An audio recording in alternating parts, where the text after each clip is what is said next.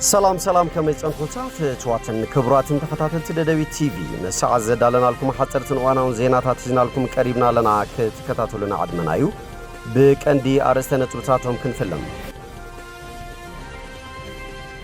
بتاريخ انتخوينو تግራይ اتقبلوا منبر احليفات هو قنطاب مريت ፍጹም የለን ክብሉ ፕሬዝዳንት ግዚያው ምሕዳር ትግራይ ታደሰ ወረደ ገሊጾም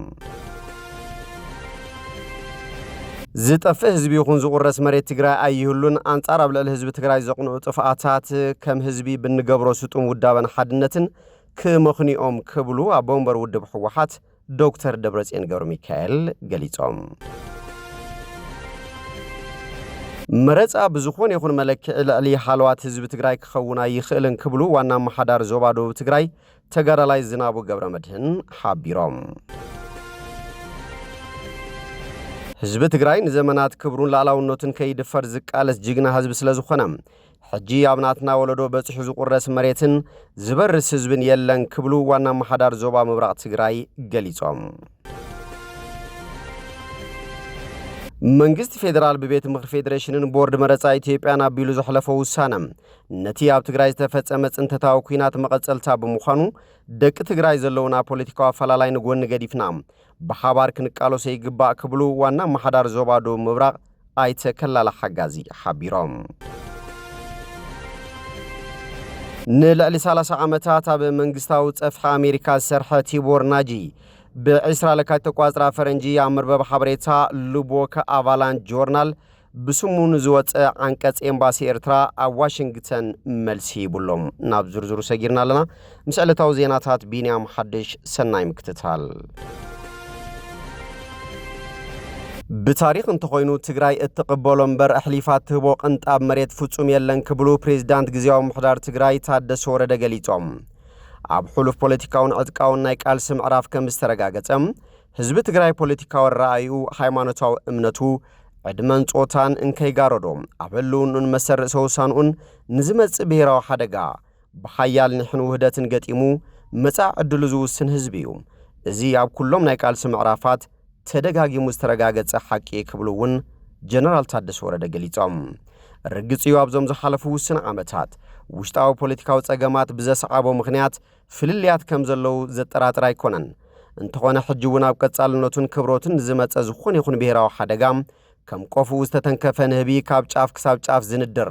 ኣሙ ሓስሉውን ቀጻልነቱን ዝረብብ ተኣምረኛ ህዝቢዩ ክብል ሓቢሮም ንተኽታኹን ፋሉሉን ውሳነ ቤት ምክር ፌዴሬሽን ሲዒቡ ዝተረኣየ ብሔራው ንድርን ሕራንን ዘረጋግጽ ሐቅውን ህዝብ ትግራይ ፖለቲካውን ሃይማኖታውን እምነቱ ብዘየገድስ ኣብ መሰር ሰውሳኑን ቀጻልነቱን ፍጹም ከም ዘይዋገ ደጊሙ ዘረጋገጸሉ ኹነት ክብሉውን ገሊጾም ዞባ ምዕራብን ደቡብ ራያ ጸለምትን አካራኻር ከም ዝኾነ ተገይሩ ክሰአለን ክሰርጽን ኮነ ተባሃይሉ ይስራሕ ከም ዘሎ ዝገለጹ ጀነራል ታደሰ ወረደም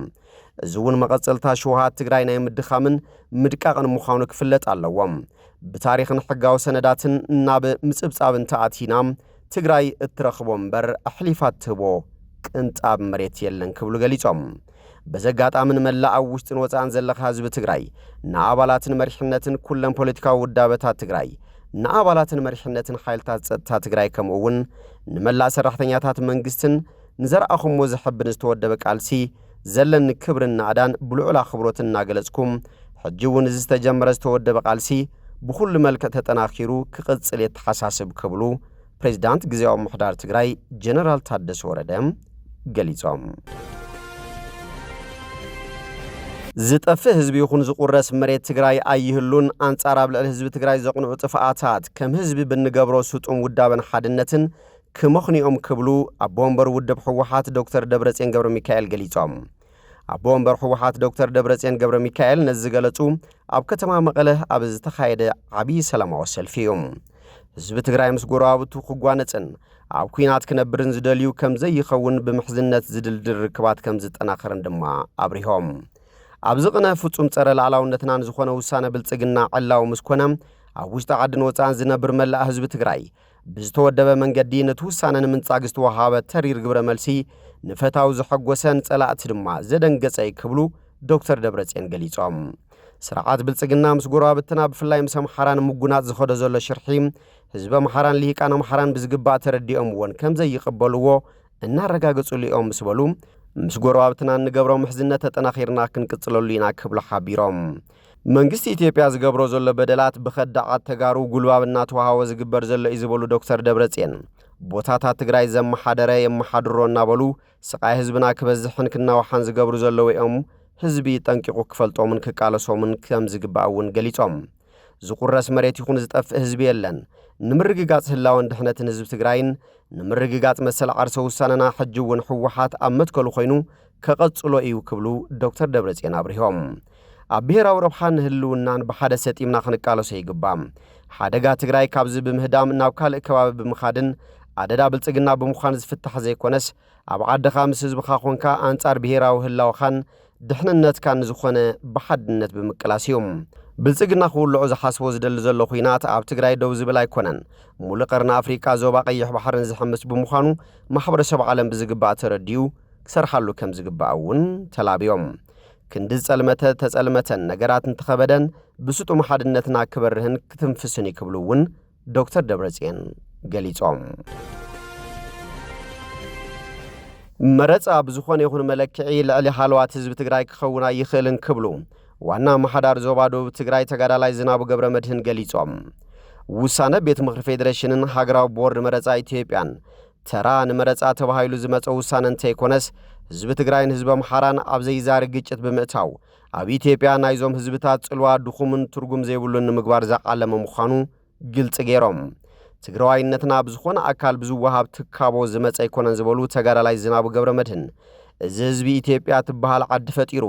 ከይትውረር ካብ ኩሎም ባዕዳውያን ሓይልታት ህይወቱ ገቢሩ ዘጽንሓን ሪኣቶ ዘይትፈልጥ ልምዓትን ሰላምን ዘረጋገጸን ይምስበሉ ንመስዋዕትነቱ ዝተዋሃወ ግብረ መልሲ ግን ጥልመት ዘራያት ኣኪብካ ወራር ምፍጻም ሰፍ ዘይብል ግፍዕን ጨፍጫፍን ምዃኑ አብሪሆም ሕጂ ብቦርድ መረጻን ቤት ምክሪ ፌደሬሽን ኢትዮጵያን ተወሲኑ ዘሎም ግዛእታዊ ሓድነት ህዝቢ ትግራይ ናይ ምቁርራስ ውሳነውን ዳግም ህዝቢ ትግራይ ካብ መስርሕ ሰላም ወፂኡ ንመንነቱን መረበቱን ዋጋ ክኸፍል ዝዕድም ብምዃኑ መንግስቲ ኢትዮጵያ ነዚ ውሳነ ብቁልጡፍ ኣሪሙ እቲ ውሳነ እዚ ክመሓላለፍ ዝመርሑ ኣካላት ተሓተት ክገብርን ንህዝቢ ትግራይ ድማ ብዕሊ ቅሬታ ክሓትትን ከም ህዝቢ ንምሕዳርን ዞባ ደቡብ ትግራይ ጻውዒትና ነቕርብ ክብሉ ገሊጾም ተመዛበልቲ ከይተመለሱ ግዛእታዊ ሓድነት ትግራይ ከይተረጋገጸ ህዝቢ ትግራይ ኣሚኑን ዋጋ ኸፊሉን ዘጥረዮም ውድቡን መንግስቱን ናብ ንቡር ቦታኦም ከይተመለሱ ዝግበር ዝኾነ ይኹን መረጻ ኣብ መሬት ትግራይ ከም ዘይህሉ መንግስቲ ኢትዮጵያ ይኹን ማሕበረሰብ ዓለም ክፈልጦ ድማ ኣተሓሳሲቦም ህዝቢ ትግራይ ንዘመናት ክብሩን ላዕላውነቱን ከይድፈር ዝቃለስ ጅግና ህዝቢ ስለ ዝኾነ ሕጂ ኣብናትና ወለዶ በጽሑ ዝቁረስ መሬትን ዝበርስ ህዝብን የለን ክብሉ ዋና ማሓዳር ዞባ ምብራቕ ትግራይ ዶክተር አብርሃም ሓጎስ ገሊጾም ዋና ማሓዳር ዞባ ምብራቕ ትግራይ ዶክተር አብርሃም ሓጎስ ኣብዚ ሎሚ ቅነን ዝወፀ መግለፂ ቦርድ መረጻ ኢትዮጵያ ስዒቡ ኣንጻር ንዝተጸውዐ ሰላማዊ ሰልፊ ኣብ ዘስምዕዎ ዘረባ ህዝቢ ትግራይ ኣብ መዋእሉ ረብሓ ካልኦት ተመኒዩ ጎቢጡ ኣይፈልጥን ክብሉ ገሊጾም እዮም በአንጻሩ ግን ረብሑን ክብሩን መንነቱን ኣሕሊፉ ከም ዘይህብ ተዛሪቦም ኣብ 2013 ዓመተ ምህረት ዝተኣወጀልና ጆኖሳይዳዊ ኩናት ስዒቡ ህዝብን መንግስትን ትግራይ ብጽንዓት መኪቱ ጸላቱ ውዕል ፕሪቶሪያ ክፍርሙ ኣገዲድዎም እዮም ዝበሉ ዶክተር አብርሃም እቲ ምስሓብን ኣፈላላይን ብሰላማዊ መንገዲ ንኽፍታሕ ንሰለስተ ዓመታት ግዚያዊ ምሕዳር ትግራይን ህዝብን ብትዕግስቲ ተጸብዮም እዮም ክብሉ ገሊጾም ሕጂ እውን እንተኾነ እቲ ኩነታት ብሰላም ክፍታሕ ልዑል ድሌት ኣለና ዝበሉ ዶክተር አብርሃም ኣብ ልዕሊ ግዛእታዊ ሓድነትናን መንነትናን ዝመጽእ ሓደጋ በደልን ጸቕጥን ግና ስቒልና ኣይንቕበሎን ብወገን መንግስቲ ኢትዮጵያ እውን እንተኾነ እዚ ጉዳይ ደጋጊሙ ክሓስበሉ ይግባእ ክብሉ ተዛሪቦም ኣብቲ መድረኽ ዝተሳተፉ ኣካላት እውን ግዛእታዊ ሓድነት ትግራይ ናብ ዋጋ ዕዳጋ ዘይወርድ ጉዳይ ስለ ዝኾነ ኩሉ ትግራዋይ ዓቕምታቱን ወዲቡ ንመሬቱን ሪሙን ክቃለስ ከም ዝግባእ ገሊጾም ኣብቲ ዝተኻየደ ሰላማዊ ሰልፊ ብኣሽሓት ዝቝጸር ነበርቲ ከተማ ዓዲግራት ወረዳ ጋንታ ኣፈሹምን ተመዛበልቲ ወገናትን ከም ዝተረኸቡ ንምፍላጥ ተኻኢሉሎም መንግስቲ ፌደራል በቤት ምክሪ ፌደሬሽንን ቦርድ መረጻ ኢትዮጵያን ኣቢሉ ዘሕለፈ ውሳነ ነቲ ኣብ ትግራይ ዝተፈጸመ ጽንተታዊ ኩናት መቐጸልታ ብምዃኑ ደቂ ትግራይ ዘለውና ፖለቲካዊ ኣፈላላይ ንጎኒ ገዲፍና ብሓባር ክንቃለሶ ይግባእ ክብሉ ዋና ማሓዳር ዞባ ደቡብ ምብራቕ ኣይተከላለ ሓጋዝ ሓቢሮም ኣይተከላል ንዝገለጹ ኣብ ዝቕንያት ብቦርድ መረጻ ኢትዮጵያ ዝተመሓላለፈ ውሳነ ንምቋም ኣብ ከተማ ዓዲ ጉደም ኣብ ዝተኻየደ ሰላማዊ ሰልፊ ተረኺቦም እዮም እቶም ዋና ማሓዳር ወሲኾም ከም ዝገለጽዎ መንግስቲ ፌደራል ውዕል ፕሪቶሪያ ኣብ ክንዲ ምፍጻም ካልኦት ተወሰኽቲ ጸገማትና ፈጠረ ኣብ ዘለሉም ካብዚ ሓሊፉ ድማ ግዛኣታዊ መሬት ትግራይ ብዓርሰ ፍቓድ ካብ ምምንዛዕ ቀይሕ መስመር ህዝቢ ትግራይ ከም ዝኾነን ምስ ገለጹ ይኹን እምበር ሕጂ እውን ድሌት ህዝቢ ትግራይ ኩሎም ጸገማት ብሰላማዊ መንገዲ ንምፍታሕ ከም ዝሰርሕን ንሰላም ተባሂሉ ግና ተወሪሩ ዝተርፍ መሬት ትግራይ ከም ዘይህሉ ኣረጋጊጾም ኣብቲ ሰላማዊ ሰልፊ ተረኺቦም መልእኽቲ ዘሕለፉ ምክትል ከንቲባ ከተማ ዓዲ ጉደም ኣይተ ግዴና ደስታ ብወገኖም እቲ ብመንግስቲ ፌደራል ዝተመሓላለፈ ውሳነ ዝተመዛበለ ህዝቢ ትግራይ ናብ መረበቱ ንኽምለስ ብልዑል ተስፋ ብጽበየሉ ዝተገበረን ንሕገ መንግስቲ ዝሃገር ዝጻረርን ብምዃኑ ማሕበረሰብ ዓለም ነቲ ውሳነ ንኽኹንኖን ድምፂ ህዝቢ ትግራይ ንኽሰምዕን ጻውዒቱ ኣቕሪቦም ተሳተፍቲ ሰላማዊ ሰልፊ ዝኾኑ ወገናት እውን መንግስቲ ኢትዮጵያ ብቤት ምክሪ ፌደሬሽን ኣቢሉ ዘሕለፈ ውሳነ ዳግም ንኽሪኦ ዝጸውዑ ኮይኖም ንመላ ህዝቢ ትግራይ ድማ ኣብ ምውሓስ ሉዓላውነትን ምርግጋጽ ህላወን ተጋሩ ሓደ ኮይኑ ክቃለስ ጸዊዖም ንልዕሊ 30 ዓመታት ኣብ መንግስታዊ ጸፍሒ ኣሜሪካ ዝሰርሐ ቲቦር ናጂ ብ20 ለካቲት ተቋጽራ ፈረንጂ ኣብ መርበብ ሓበሬታ ሉቦክ ኣቫላንች ጆርናል ብስሙ ንዝወፀ አንቀጽ ኤምባሲ ኤርትራ ዋሽንግተን መልሲ ይብሎም እቲ ኤምባሲ 526 ለካቲት በቋጽራ ፈረንጂ ቲቦር ናጂ ወትሩ አንጻር ኤርትራ ዝሰርሕ ፖለቲከኛ ብዝብል ኣብ መርበብ ሓበሬታ ሻባይት ዘውፅኦ ጽሑፉ ነቲ ኣሜሪካዊ ብትር ነቒፎም ቲቦር ናጂ ኣብ ጽሑፉ ንኤርትራ ብምንቃፍን ወገናዊ ግምታት ብምቕራብን እቲ ልሙድ ሜልኡ ይጥቀም እዚ ዝብሎ ዘሎ ምስቲ ቀንዲ ምኽንያታትን ኣንፈትን ናይቲ ኣብቲ ዞባ እናዓበየ ዝኸይድ ዘሎ ወጥሪ ዝሰማማዕ ኣይኮነን እቲ ተሓጋጋዚ ሚኒስትር ጉዳያት ወፃኢ ኣሜሪካ ነበር ኣብ ኣፍሪቃ ጽኑዕ ዝኾነ ኣካዳምያውን ትንተናውን መርገጽታት የብሉን ብሕልፊ ድማ ውልቃዊ ጭውነትን ቅንዕናን ይጎድሎም ኣብ ቀርኒ ኣፍሪቃ ዘለዎ ረኣያ ብሰንኪ ንኽጉስጉስ ዝኽፈሎን ዘይልሙድ ፖለቲካዊ መርበባትን ወገናዊ ዝገበሮ ይመስል ይብል ወሲኹም ኣብዚ ቅንያት እዚ ንሶማሊላንድ ኣፍልጦ ንምሃብ ዝገብሮ ዘሎ ሓያል ድፊት ከምኡውን ኣብ ኩነታት ሱዳን ዘለዎ ኣሉታዊ ረኣያታት ንመርገጺኡ ዘርእዩ ተወሰኽቲ መርመማት እዮም ይብል እስራኤል ኣብ መወዳእታ 2025 ቋጽራ ፈረንጂ ነታ ኣካል ሶማልያ ዝኾነት ሶማሊላንድ ከም ሃገር ኣፍልጦ ድሕሪ ምሃባ ካብ ብዙሓት ሃገራትን ዓለም ለኻውያን ውድባትን ከቢድ ኩነኔ ኣስዒቡላ እዩ ኣቐድማ ኣቢላ እውን ኢትዮጵያ ኣፍ ደገ ባሕሪ ንኽትረክብ ዘኽእላ ምስ ሶማሊላንድ ምፍራማ ዝተቆጠዐት ሶማልያ ክሳብ ኤምባሲ ኣካብ ኣዲስ ኣበባ ትስሕብን ንኣምባሳደር ኢትዮጵያ ካብ ሃገራት ትሰጉጉን ኮይና እያ እቲ 3 ዓመት ዝደፍን ዘሎ ኩናት ሕድሕድ ሱዳን ኣብ ዝምልከት እውን ንሰራዊት ሱዳን ስዑድ ዓረብን ግብፅን ንሰራዊት ዳዕመ ሰሪዕ ድማ ሕቡራት ኢማራት ዓረብ ከም ዝድግፍኦም ይዝግለጽ ክልተን ሃገራት ግን ነዚ ዝቐርበለን ክስታት ይነጽግኦም ኣሜሪካ ድማ ምስ ስዑድያን ሕቡራት ኢማራት ዓረብን ጥቡቕ ርክብ ስለ ዘለዋ ኣብቲ ኣብ ሱዳን ዘሎ ዘይምርግጋዕ ብመንገዲ ክልተን ሃገራት ዘይቀጥታዊ ምትእትታው ትገብር ምህላዋ ተንተንቲ ይገልጹም ቲቦር ናጂ ኣብቲ ኤርትራን ኢትዮጵያን ኣብ ሩስን ኩናት ዝነበራሉ እዋን 2 ዓመታት ኣምባሳደር ኣሜሪካ ኣብ ኢትዮጵያ ምንባሩ ዝዝከር ኮይኑ ኤምባሲ ኤርትራ ኣብ ኣሜሪካ ኣብ ዘውፅኦ መግለጺ ቲቦር ናጂ ኢትዮጵያ በቲ ናይ መወዳእታ ቀያድን ውዕል ኣልጀርስ ንኸይትቕየድን ንላዕላዊ መሬት ብምሓዝ ብኮሚሽን ዶብ ኤርትራን ኢትዮጵያን ዝተዋሃበ ብይን ንኽጥሕስን ይድግፋ ከም ዝነበረ እዩ ዝኽሰስ ኣሜሪካ ሓንቲ ካብተን ኣብ ሓስቲ ውዕል ኣልጀርስ ምንባራ ብምዝኻር ቲቦር ናጂ ኢትዮጵያ ድሕሪ ውዕል ኣልጀርስ ንቐንዲ ሱር ምስሓብ ክልተን ሃገራት ዝኾነትን ብኮሚሽን ዶብ ኤርትራን ኢትዮጵያን ንኤርትራ ዝተፈርደት ንባድመ ትርከቦም ንላዕላዊ መሬት ኤርትራ ሒዛትለብ ዝነበረት ንተግባር ኢትዮጵያ ንምሽፋን ይሰርሕ ከም ዝነበረ እቲ ኤምባሲ ኣብ ዘውፅኦ መግለጺ ኸሲሱ ናጂ ክሳብ 2018 ቋጽራ ፈረንጂ ኣብ ኤርትራ ስርዓት ብምቕያር ይሰርሕ ምንባሩ ብምግላጽ ኢትዮጵያ ድሕሪ እቲ ብይንን ውዕልን ድሕሪ 16 ዓመታት ቀዳማይ ሚኒስትር ኣብይ ኣሕመድ ነቲ ውዕል ኣልጀርስን ውሳነ ደቡን ምቕባሉ ዝሃቦ ናዕዳም ነቲ ዝተኸሰረ 16 ዓመታት ኣብ ግምት ብምእታው ግቡእ ዘይምንባሩ